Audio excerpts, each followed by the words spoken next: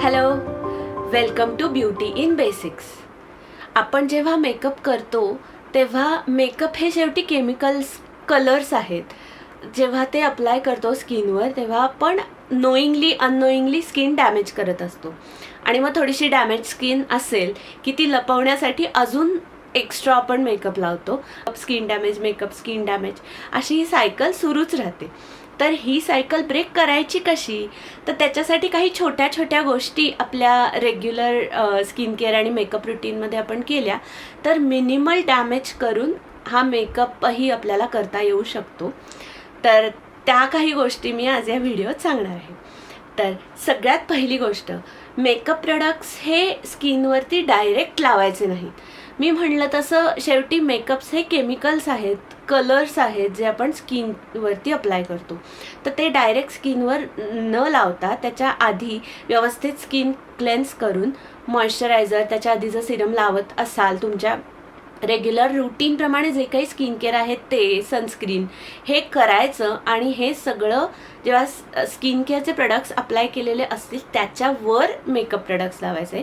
Logically विचार करा, makeup products direct स्किनवर आपण लावण्याच्या ऐवजी मेकअप आणि स्किन ह्या दोन्हीच्या मध्ये स्किन केअरचा एक लेअर असला पाहिजे. तर आपण थोडंसं डॅमेज कमी करू शकतो.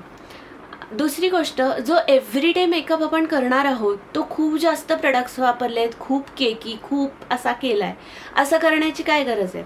जो अगदी एव्हरीडे रोजचा मेकअप आहे तो अगदी मिनिमल प्रोडक्ट्सनी आपण आपल्यासाठी जे बरोबर आहेत ते चूज करून तसा करावा. कुठे आपण रोज मेकअप करूनच बाहेर पडतोय असं थोडी नसतं. तर पण जेव्हा मी ऑफिसमध्ये जाते, आता मायक्रोसॉफ्टच्या ऑफिसमध्ये मुली छानच येतात, मग त्यावेळेला मला पण प्रेझेंटेबल राहायला आवडतं. मी अशी एकदम चिपकू गबाळी दिसते असं मलाही नाही आवडत. मीटिंग्स असतात, प्रेझेंटेशन्स असतात.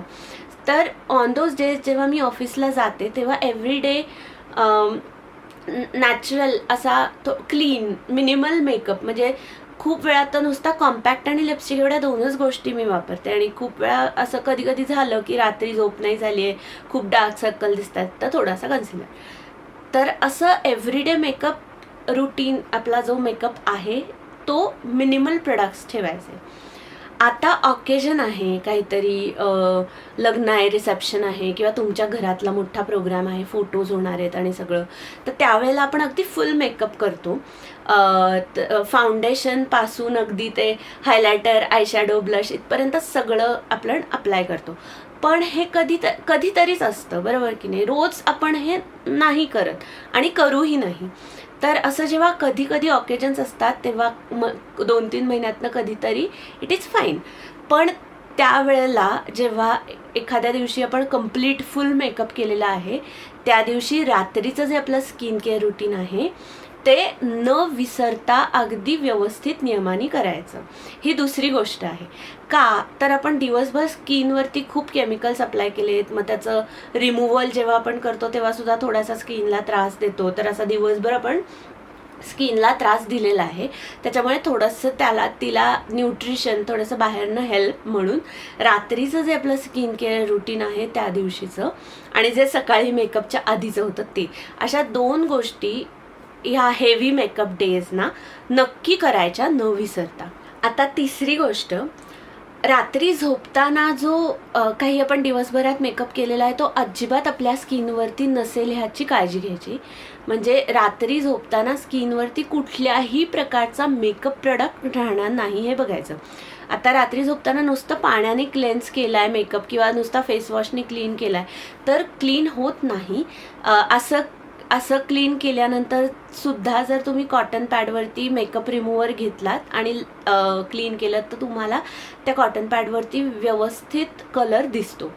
तर मेकअप रिमूव्हर्स जे असतात, मायसेलर वॉटर असेल, ऑइल असेल किंवा क्लिन्झिंग बाम असतील, ते व्यवस्थित प्रोडक्ट घेऊन आपला चेहरा क्लीन करायचा. त्याच्यानंतर तुम्ही फेसवॉशने क्लीन केलं माइल्ड, आणि त्याच्यानंतर व्यवस्थित मॉइश्चरायझर आणि जी काही तुमची नाईट रुटीन असेल ते करून झोपायचं. तर रात्री झोपताना कुठलाही मेकअप प्रोडक्ट आपल्या स्किनवर असता कामा नये.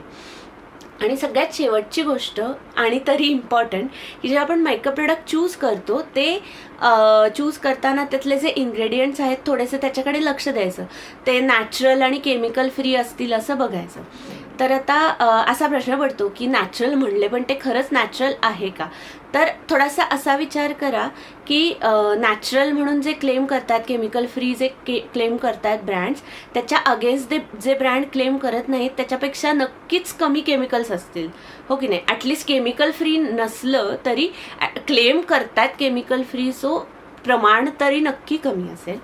आणि कधी कधी काय होतं की हा असा जो नॅचरल इन्ग्रेडियंट्सचा केमिकल फ्री मेकअप असतो तो खूप वेळेला ट्रान्सफर प्रूफ असेलच असं नाही, किंवा त्याच्यात आपल्याला सगळ्या शेड्स अवेलेबल असतील असं नाही.